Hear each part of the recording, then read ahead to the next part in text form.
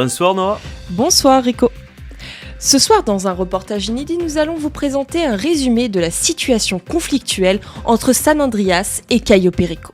En effet, conformément à l'allocution du gouverneur Fitzgerald, Cayo Perico a ignoré les avertissements en attaquant la Pacific Standard Deposit Bank, mettant ainsi en danger notre système économique. C'est pourquoi San Andreas a décidé de lancer l'affrontement pour reprendre l'île de Cayo Perico, mobilisant toutes les forces disponibles. Nous étions tous là pour défendre notre chère patrie. Découvrez ce reportage historique au cœur de la guerre. Attention, les images qui peuvent suivre peuvent heurter la sensibilité des plus jeunes. À regarder avec précaution. C'est un reportage de Rico Pierce et Noah Bennett.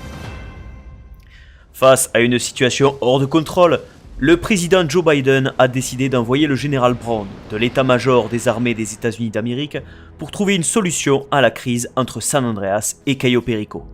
Nous sommes ici en réponse aux États-Unis d'Amérique, en réponse au terrorisme, en réponse aux sauvages de Cayo Perico. À la suite de ce sommet, la décision de mettre cette république en sursis a été choisie.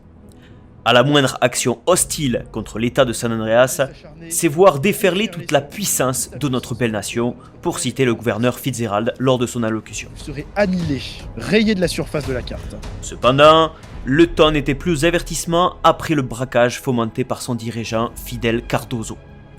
Ce jeudi 21 décembre, le général Brown a rassemblé toutes les forces de San Andreas pour débarquer sur l'île de Cayo Perico.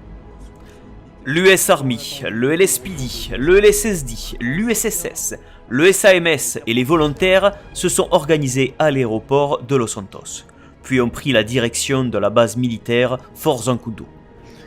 Donc on a vraiment des agents engagés, des médecins engagés, un membre du LSFD, le chief à côté de moi, engagé aussi sur cette guerre.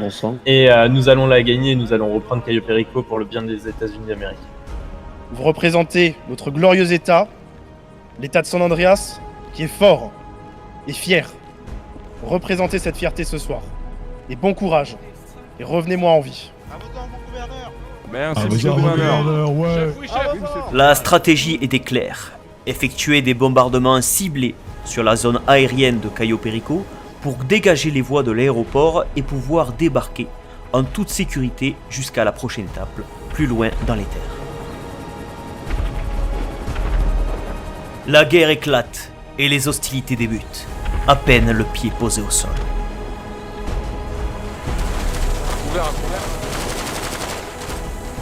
Cependant, ce premier checkpoint n'a pas été atteint avec facilité. Le général a reconnu que les forces de Cayo Perico étaient plus nombreuses que celles prévues. Les ennemis ont conservé leur position tout en prenant en étau nos forces armées, connaissant mieux la topographie de l'île.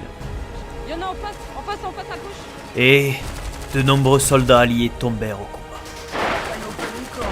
Pendant qu'au sol les tirs retentissaient, dans les airs, toute la flotte aérienne ennemie a pu être décimée malgré des pertes côté américain.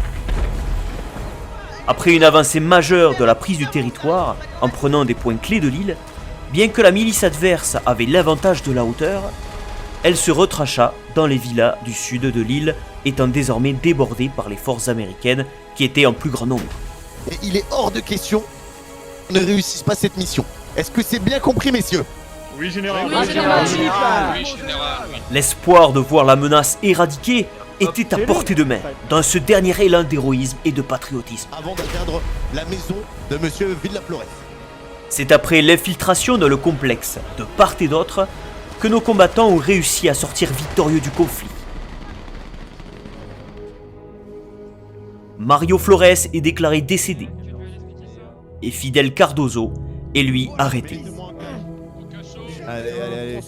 Mettez-les à genoux. Tu vas faire ce qu'on te dit, bordel. C'est bon, espèce de chien. Désormais, ce qui va se passer pour vous, monsieur Fidel Cardozo, c'est qu'on va vous embarquer, on va s'occuper de vous durant les prochains jours. Vous ne verrez plus la lumière du jour avant un bon moment. Vive le Cayo News, connard. Hier, pendant la Allez, Pacifique, faites-moi partir la presse là. Un peu de Allez. respect. Cayo Perico est enfin revenu aux mains de l'Amérique, dans cette bataille contre la menace terroriste. Nous finissons donc par les mots remplis d'émotion du gouverneur Fitzgerald et du général Brown. Nous allons pouvoir faire de cet endroit un petit lieu de paradis. Et ça, c'est grâce à chacun et chacune d'entre vous. Félicitations à tous, vous pouvez être fiers de vous. Bravo à tous. Naturellement, félicitations à tous, bravo, on peut s'applaudir, bravo. God bless America. God bless America, bien sûr.